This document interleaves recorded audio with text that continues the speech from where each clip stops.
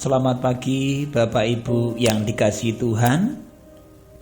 Selamat berjumpa lagi di dalam acara Resapi bersama GKJ Margoyudan Surakarta. Bapak Ibu yang dikasihi Tuhan, mari bersama-sama kita akan mendengarkan firman Tuhan di kesempatan hari ini untuk mendasari hidup kita ini supaya semakin berkenan di hadapan Tuhan. Namun sebelumnya, mari kita berdoa. Allah Bapa Surgawi, Allah yang kami sembah dalam nama Tuhan Yesus Kristus, kami naikkan syukur Tuhan karena Engkau mengasihi kami, karena Engkau masih memberi hidup kepada kami di hari ini. Saat ini Tuhan, kami akan mendasari hari ini dengan firman-Mu. Engkau siapkan hati kami, Engkau berkati kami, sehingga kami boleh mengerti firman-Mu, memahami firman-Mu, dan boleh melaksanakan dalam kehidupan kami sehari-hari. Terima kasih Bapa, berfirmanlah, kami siap menerimanya. Dalam nama Tuhan Yesus Kristus kami berdoa. Amin.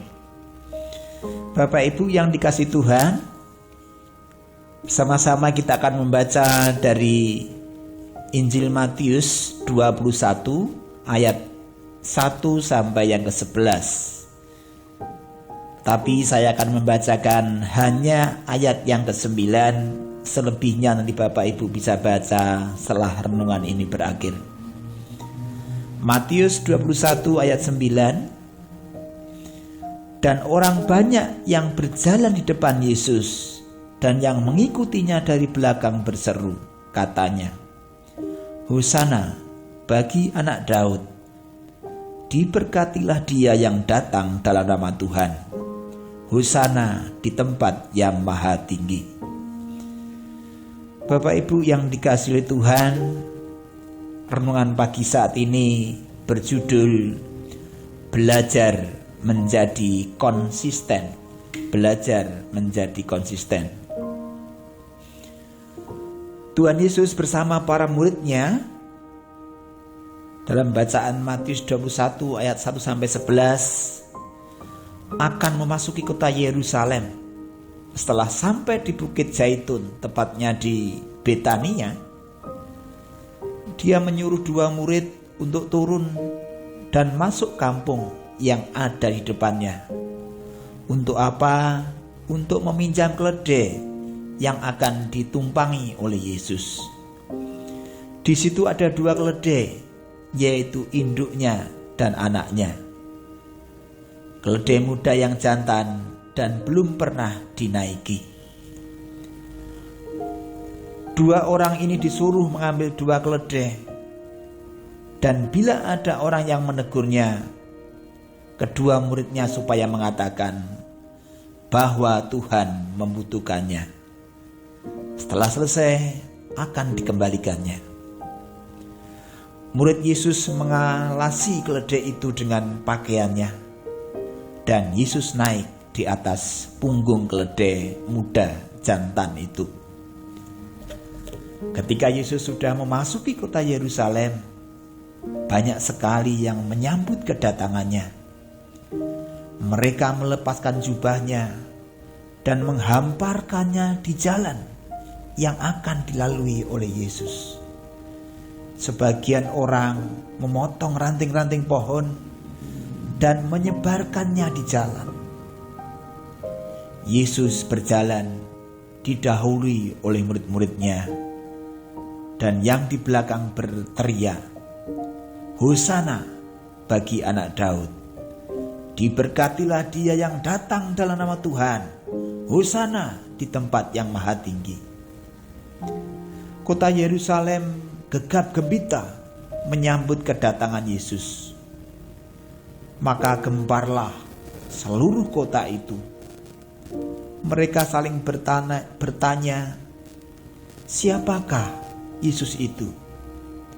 Di antara mereka menjawab, dialah Nabi Yesus dari Nazaret di Galilea.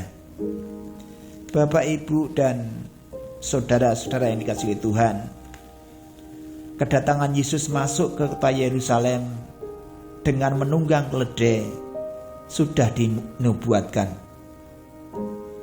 Katakanlah kepada putri Sion, lihat, rajamu datang kepadamu. Ia lemah lembut dan mengendarai seekor keledai beban yang mudah. Yesus menobatkan sebagai raja orang Yahudi, tidak datang sebagai pasukan perang dengan naik kuda yang gagah berani. Ada beberapa hal yang bisa kita pelajari dari firman Tuhan hari ini. Yang pertama, ada murid yang diutus oleh Tuhan untuk mengambil keledai yang ada di kampung di depannya. Murid ini melakukan seperti yang dikatakan oleh Tuhan Yesus. Kita menjadi anak-anak Tuhan harus siap sedia melakukan firman-Nya. Tidak usah menunggu waktu. Sekarang dengar, saat ini mari kita lakukan. Jangan menunggu besok atau lain waktu. Yang kedua, Yesus masuk ke Yerusalem naik keledai muda jantan, bukan naik kuda yang gagah perkasa. Ini mengandung maksud untuk menggenapi firman Tuhan bahwa Yesus datang dengan lemah lembut dan bukan dengan kekerasan dan peperangan untuk meruntuhkan kekuasaan Romawi.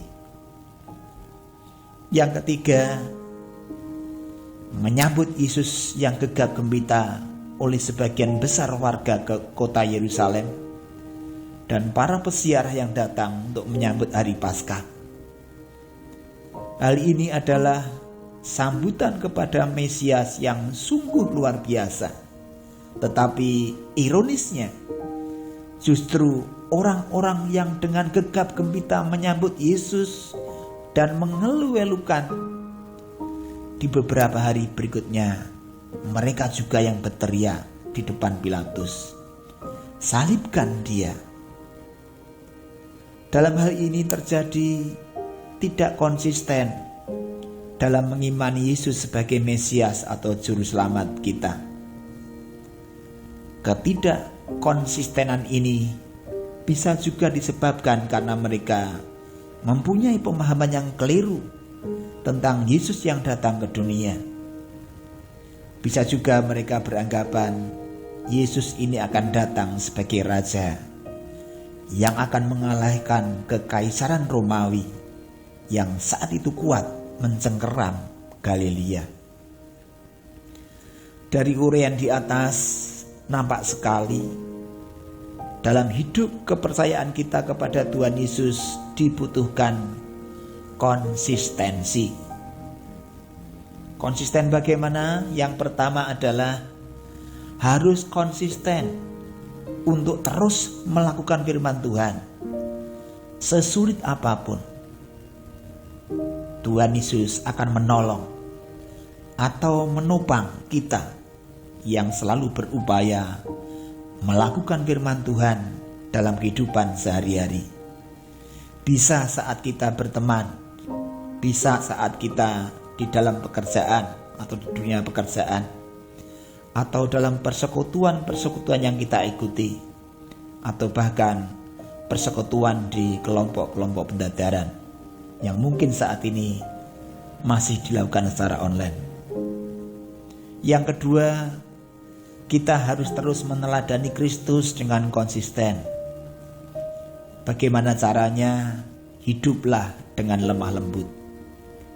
Tidak menyelesaikan segala bentuk permasalahan hidup dengan kekerasan, karena hal itu tidak akan pernah bisa menyelesaikan masalah. Tetapi justru sebaiknya, dengan kekerasan akan menimbulkan masalah baru dalam kehidupan kita. Sedangkan yang terakhir atau yang ketiga adalah konsisten menjaga hati dan mulut kita.